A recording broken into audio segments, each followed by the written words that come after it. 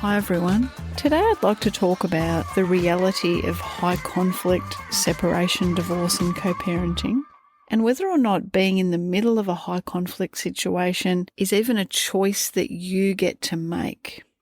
I think there's a lot of confusion around this. I think there's a really big misconception that a high conflict situation is something in which both people are behaving in a conflictual way, or both people are adding to the conflict, and that both people want the situation to be conflictual, that both people want to be engaging with lawyers and going down the court path. And that's a myth that I think we need to blow out of the water and call it out really for the bullshit that it is. None of the women that I work with want to be stuck in the middle of a high conflict situation. None of the women that I work with want to be pursuing things in the court system. In fact, for the majority of my clients who are in the court system, they are the respondent. So what that means is that their ex is the applicant, so their ex-partner is the one who has initiated proceedings in court. And this is specifically with my clients to do with parenting matters. It's a big myth, it's a big misconception that in a high conflict situation, both people are high conflict. Absolutely not true. And it's a total myth that if you have a high conflict ex, it is a myth that you can just simply choose to go about things in a low conflict way and that things will be smooth sailing. It's so important that we have this conversation because there are so many women in particular in the community who are blamed essentially for what's going on in their high conflict separation, divorce or co-parenting situation when they are not the ones who are initiating the conflict and they are not the ones who are contributing to the conflict. They're not the ones that are keeping the conflict going. Rather, many women who find themselves in a high conflict situation are dealing with ongoing post-separation abuse and the need to protect their children from the behaviour of their controlling and abusive ex-partner. This idea that you get to simply choose to have a low conflict or amicable divorce is total nonsense. And it's absolutely not okay that we leave victim survivors feeling that their situation could just be so much less conflictual, so much more amicable if only they did XYZ. It's so harmful to victim survivors, and it's yet just one more way in which victim survivors, usually women, are being blamed for the controlling and the abusive behaviour of their ex-partner. I'm sick of the victim blaming, whether it's for what's going on within the relationship or after separation. We need to stop blaming victims for the behaviour of perpetrators. We need to stop blaming women when a separation or divorce situation becomes a high conflict situation. And we need to be aware that family violence doesn't stop just because the relationship ends. Coercive control continues. Family violence morphs into post-separation abuse. It does not go away because a couple is no longer in a relationship, because they're no longer under the one roof. These behaviours continue, this dynamic continues. And I'll be exploring this in other episodes down the track in terms of what's actually driving abusive behaviour, what drives family violence, why is a man behaving that way.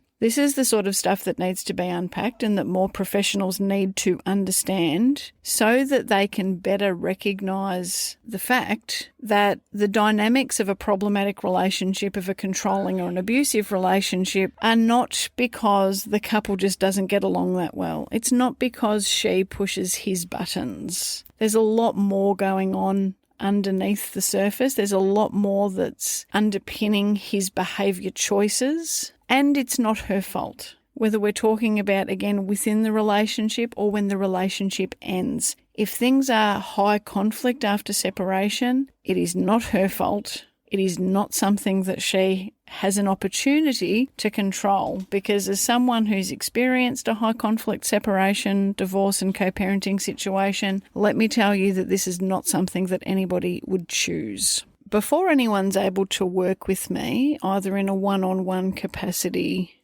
or via my group membership, they first need to book a discovery call with me. Now, a discovery call is free. It goes for around 30 minutes, and it's an opportunity for me and for the woman who's booked the call to have a chat, for us to learn a bit more about what's going on, and for me to more accurately assess whether or not my services will be the right fit.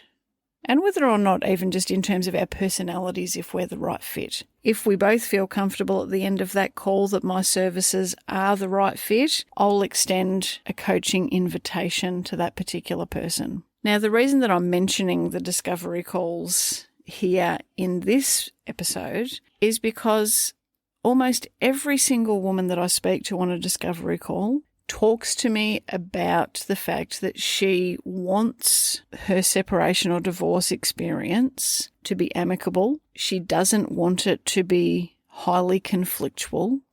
She just wants to be able to come to some kind of reasonable agreement with her ex-partner. But most of my clients have also experienced some form of family violence and some form of ongoing post-separation abuse. The reality is that when the person that you're separating from has high conflict personality traits, when they have a history of controlling behaviour, when they have a history of being abusive in other ways, the likelihood of you being able to navigate separation and divorce amicably or with low levels of conflict is highly unlikely, no matter what it is that you yourself do. You can't have a low conflict or no conflict situation simply by not wanting there to be a high conflict situation. It just doesn't work like that. So please don't buy into the idea or the notion that you can create a low conflict or no conflict situation simply by wanting that to be the case, because you can't. The reason that you can't just simply choose that for yourself is because you can't choose the behaviour of other people. If you're separating from a controlling person, an abusive person, someone who has traits consistent with one or more personality disorders potentially, that person is going to continue to behave in a controlling, abusive, highly conflictual way, and you're going to need to navigate and manage that and manage the way in which you respond.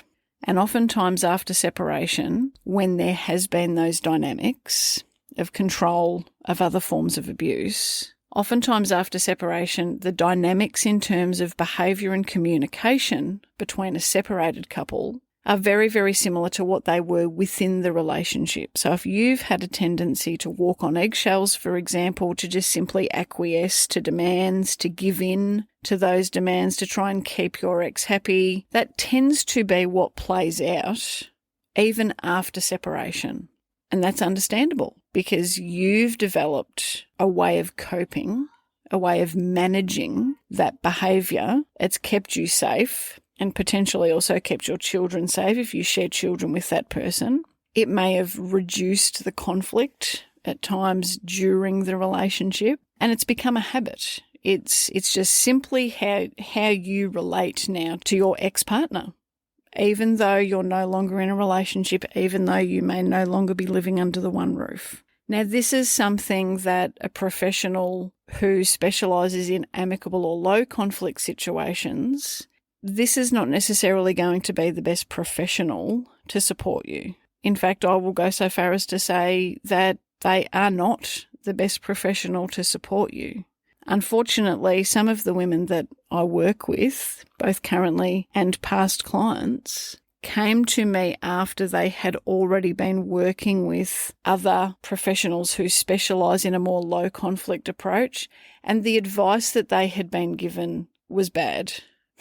There's just no other way to say it. They were encouraged, even by the professional person, to continually acquiesce to demands with the purpose of reducing the conflict.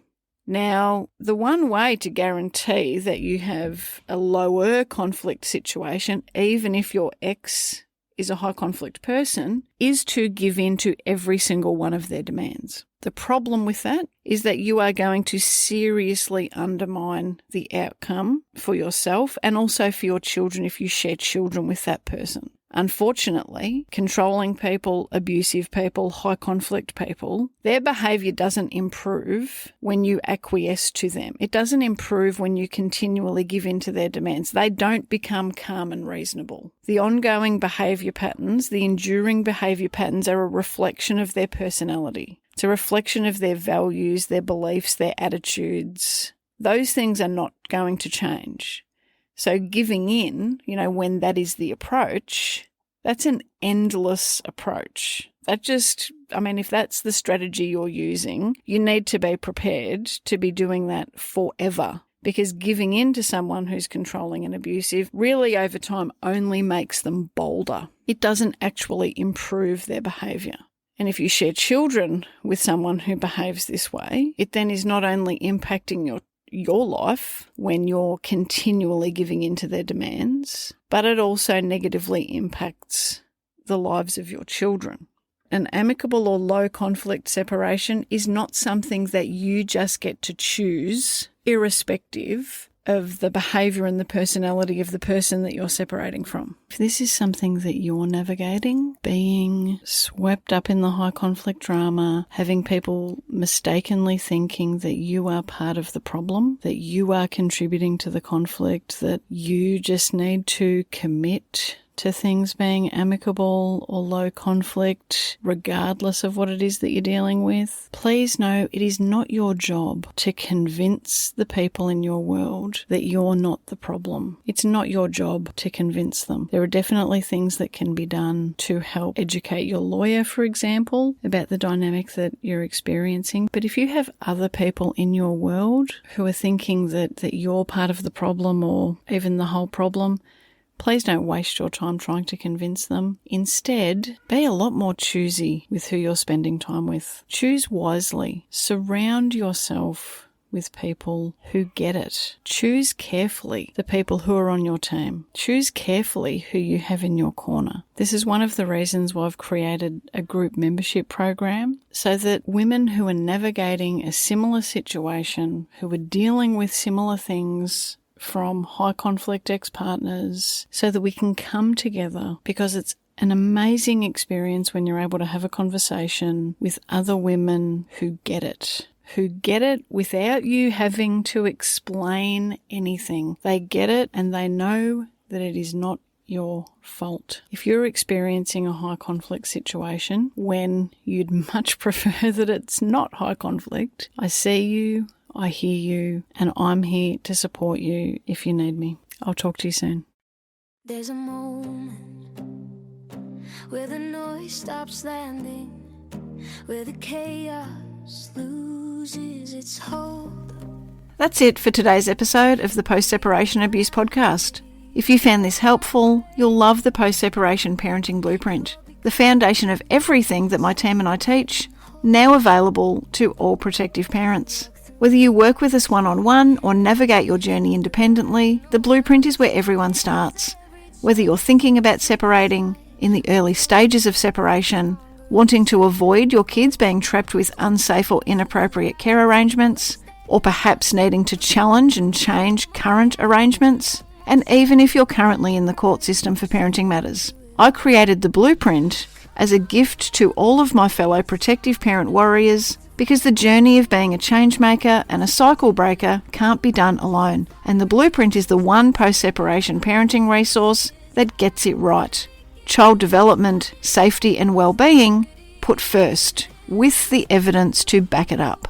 The blueprint gives you the same strategic frameworks that my team and I use in private one-on-one coaching, and it's available on an online platform for you to access whenever and wherever you need. You can also ensure that you're up to date with any new announcements by checking in regularly to the website danielleblackcoaching.com.au. Until next time, take care. And please always remember, you are your child's greatest protector.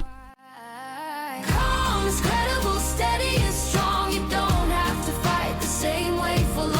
protect you, lead you, rise with fire in your bones and truth in your eyes. This is how it begins, not in chaos but clarity within. You protect you, lead you, rise.